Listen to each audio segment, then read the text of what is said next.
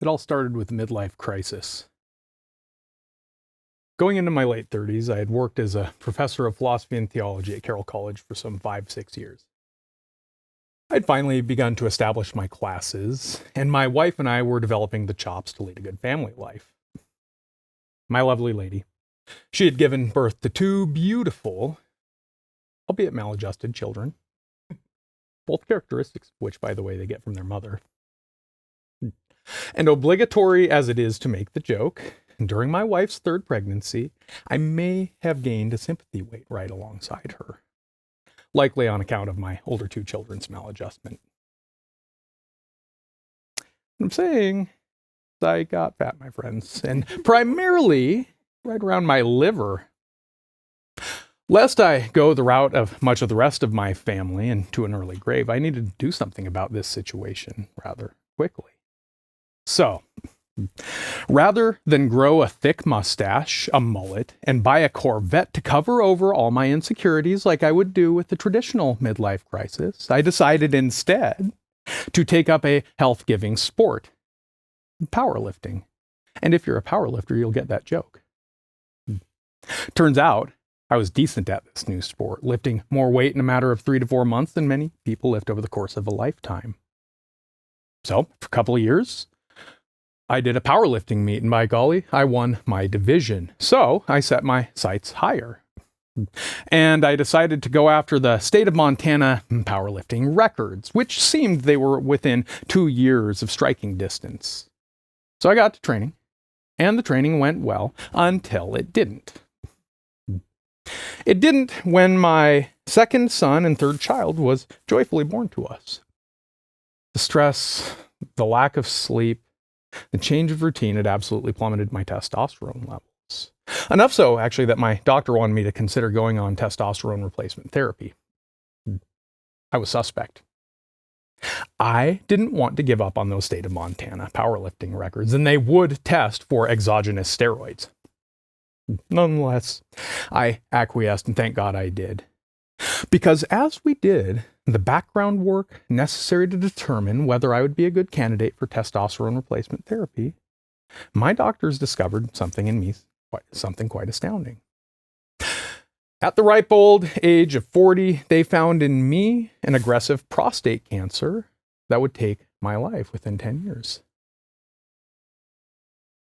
To add a cherry on top, my treatment plan, which mostly was constituted by streaming the primordial rays of the cosmos in and through my prostate in the form of radiation, also included androgen deprivation therapy. Now, my doctors were not only going to not give me testosterone, they were going to take every bit of it away. And with this critical hormone's loss, I would have to give up on some substantive personal strength goals for the sake of life and family. Well worth the trade. Because you see, you just don't get as strong without testosterone, which is why so many athletes seek it exogenously in the first place. Strength. A rote and physical definition of strength comes rather easily. As the strength coach Mark Ripito, curmudgeonly, hilarious, and probably nihilistic strength coach, by the way, he states, it is the exertion of force against an external resistance.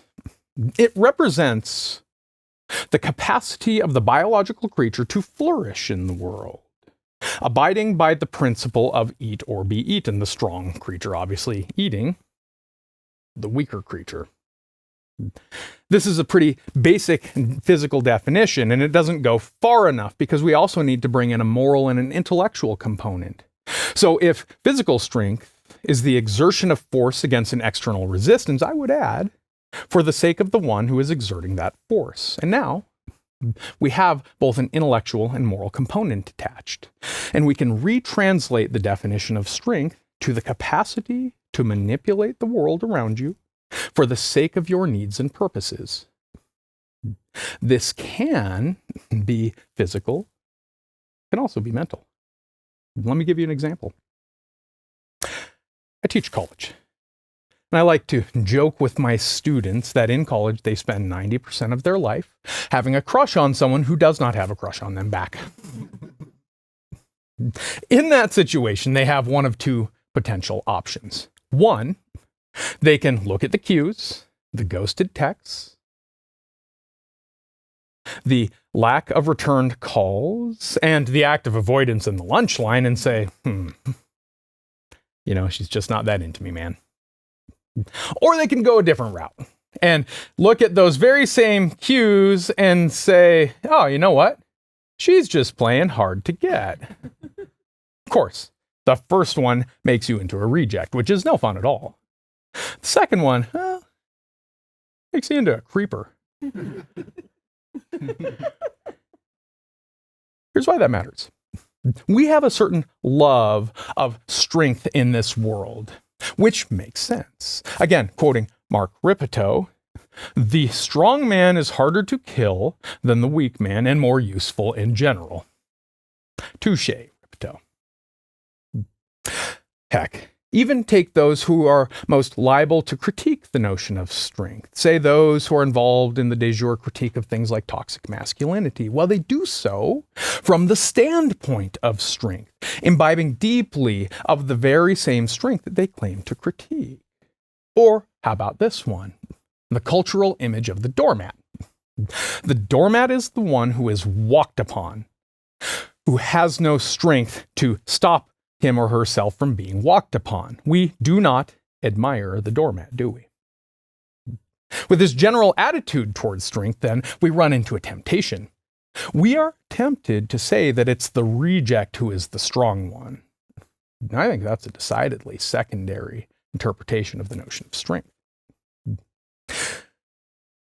It's not the reject, but it's the creeper who is strong, because it's the creeper who exerts now a force against a mental phenomenon outside of themselves, abiding in that brute notion of strength that we were talking about above.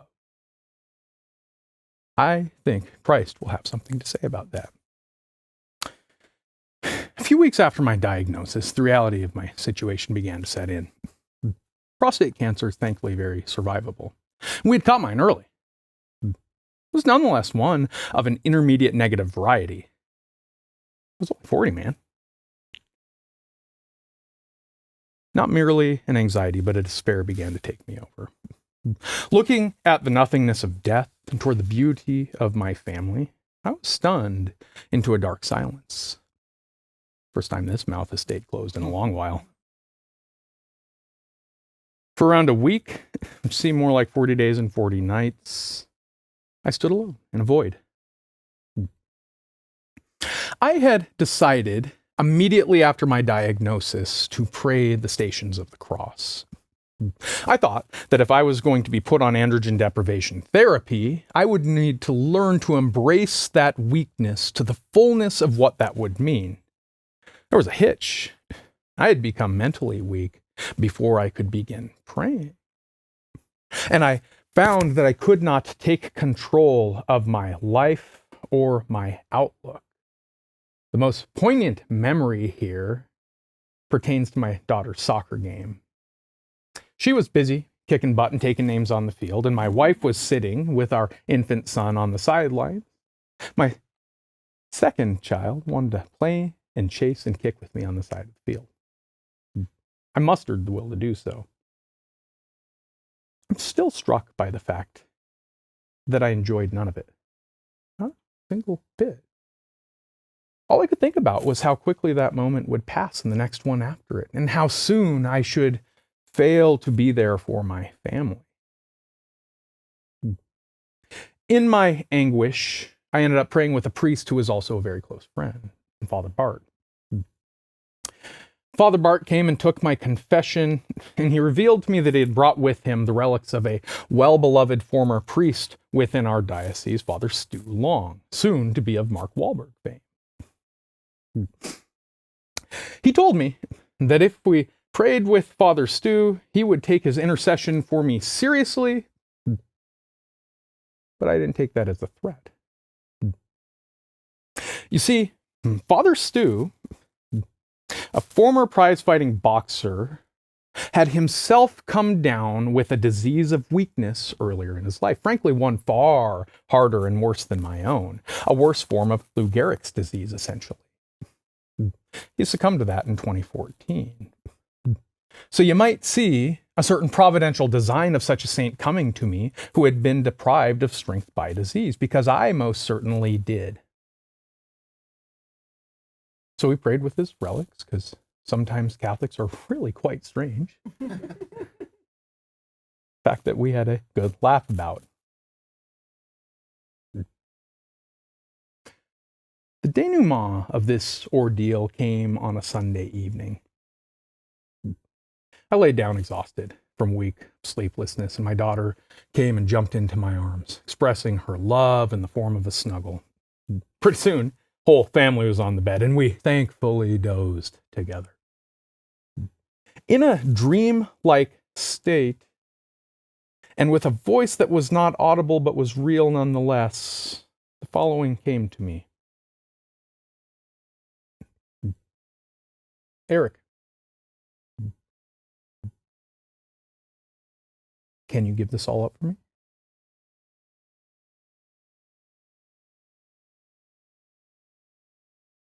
Eric, are you willing?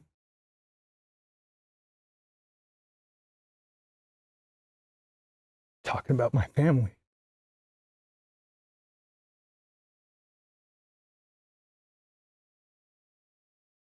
My beautiful wife. My 3 hilarious and energetic children.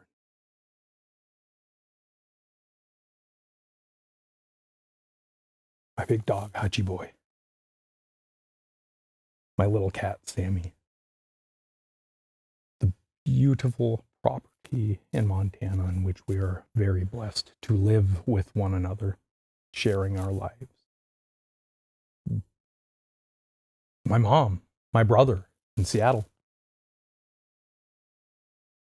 Whole cadre of friends who have somehow learned to deal with and put up with this grumpy man in front of you.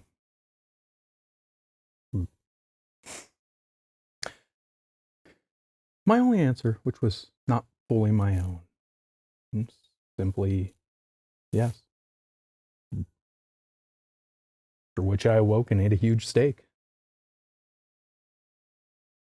I'd come to peace. Reflecting on Father Stu and his intercession for me, and on the week leading up to what I will call my participatory fiat, seemed to me that God had granted me a very difficult grace. I'd been granted something of a mystical union with Christ, but not one of the celebration at the wedding of Canaan, nor one of the glories of the resurrection. No, I was granted a union with the terror, humility, and weakness of that Garden of Gethsemane, the place in which Christ's fully human will becomes a yes to the divine will, becoming that new Adam through whom we are saved. So did I, and may we find ourselves in Christ's weakness, which does not take upon itself the tenor of the creeper, but of the reject. Throughout my treatment, I engaged in several important activities. I continued to pray the Stations of the Cross, and I took up praying the Rosary, sort of spiritual weightlifting, if you will. But I also continued to actually lift during all my treatments, and I engaged in the joyful, albeit a little bit dangerous sport, Brazilian Jiu-Jitsu. It was a blast. But my midlife crisis did not come to an end until I opened a small strength and conditioning gym attached to the jiu-jitsu joint at which I train, called, obviously, Dad Bod Strength and Conditioning. I train teens who want to get better at their sports, go hit higher jumps or get people on the mats, but I also train middle-aged men and women mostly, who simply want to be able to get off the toilet in 20 years.